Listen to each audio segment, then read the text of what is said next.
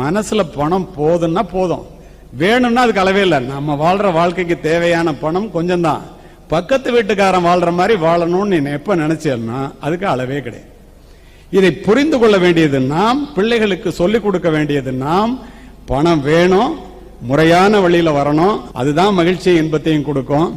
வேதாத்திரி மகரிஷி சொல்லுவாரு, ஒரு மனிதனுக்கு அடிப்படை தேவையான உணவு, உடை, உறைவிடம் இதெல்லாம் கிடைச்சதுக்கு அப்புறம் அவனுடைய மனசு ஆறுதல் அடையாம பக்கத்து வீட்டுக்காரனை பாக்குறான், அவனை மாதிரி ஆகணும்ட்டு தன்னுடைய ஓட்டத்தை அதிகப்படுத்துறான். அதுக்கப்புறம் அடுத்தவனை பார்த்து கடைசியா வாழாமலே செத்து போறானையா. இந்த மனிதனை பத்தி என்னால புரிஞ்சுக்க முடியலங்கிறார்.